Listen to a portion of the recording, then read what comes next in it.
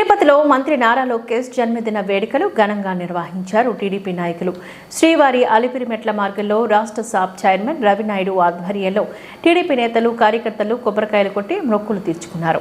పార్టీని ప్రభుత్వాన్ని నారా లోకేష్ ప్రగతి పదంలో నడిపిస్తున్నారు అంటూ కొనియాడారు. అనంతరం నారా లోకేష్ బర్త్డేని పురస్కరించుకొని 42 కేజీల కేక్ను కట్ చేసి శుభాకాంక్షలు తెలిపారు.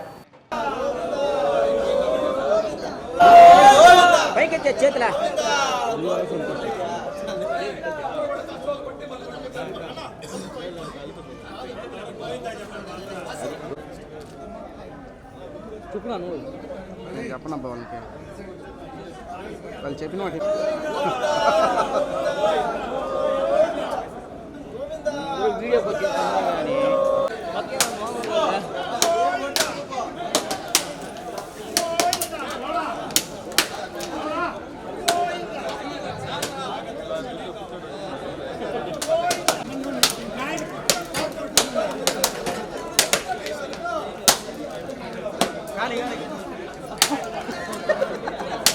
టెంకాయ కొట్టి పడిపోతారు కదా మంచి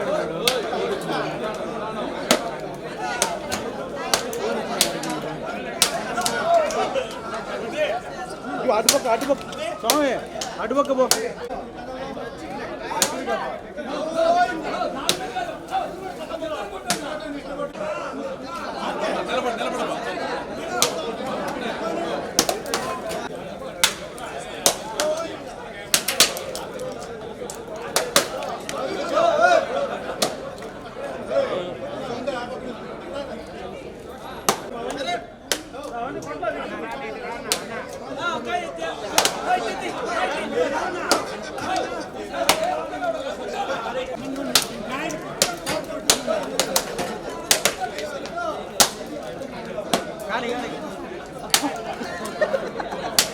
టెంకాయ కొట్టి పడిపోతారు కదా మంచి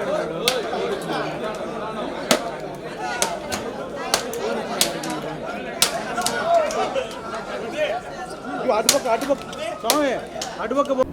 నారా చంద్రబాబు నాయుడు గారి రాజకీయ వారసుడైనటువంటి నారా లోకేష్ బాబు గారు భావితరాల వారికి నాయకుడిగా, అదేవిధంగా యువతకి అనేక సంక్షేమ పథకాలని తీసుకురావాలని ఆవేశంతో, ఆతృతతో వాళ్ళందరి భవిష్యత్తుల్ని మెరుగుపడాలనే ఉద్దేశంతో తిరుగుతున్నటువంటి నారా లోకేష్ బాబు గారికి జన్మదిన శుభాకాంక్షలు తెలుపుకుంటూ ఆ వెంకటేశ్వర స్వామి గారి ఆశీస్సులు, నందమూరి తారక రామారావు గారి ఆశీస్సులు నిండుగా ఉండాలని, ఆయనకి మంచి నుండి నూరేళ్ళు జీవించాలని, రాబోయే తరంలో మంచి నాయకుడిగా ఉండాలని మేము కోరుకుంటున్నాం. ఈరోజు యువనేత, రాష్ట్ర ఐటీ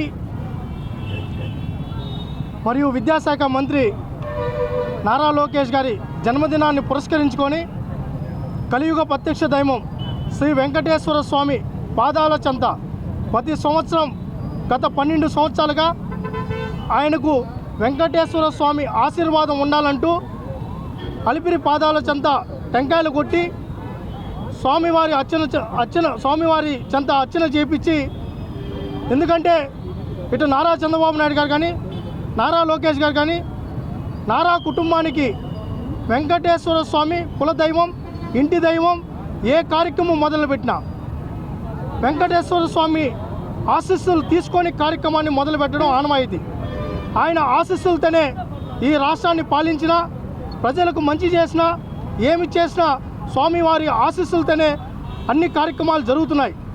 కాబట్టి స్వామివారి ఆశీస్సులు యువనేత నారా లోకేష్ గారికి మెండుగా ఉండాలని, రాబోయే కాలంలో ఈ రాష్ట్రానికి మంచి చేయడానికి లోకేష్ గారికి మనోధైర్యాన్ని, ఆరోగ్యాన్ని ఇవ్వాలని చెప్పి ప్రార్థించడం జరిగింది. ఎందుకంటే ఈరోజు రాష్ట్ర భవిష్యత్తు ఆయన చేతుల్లో ఉంది, యువత భవిష్యత్తు ఆయన చేతుల్లో ఉంది. రాష్ట్రాన్ని భవిష్యత్తులో పాలించే నేతకి అన్ని విధాల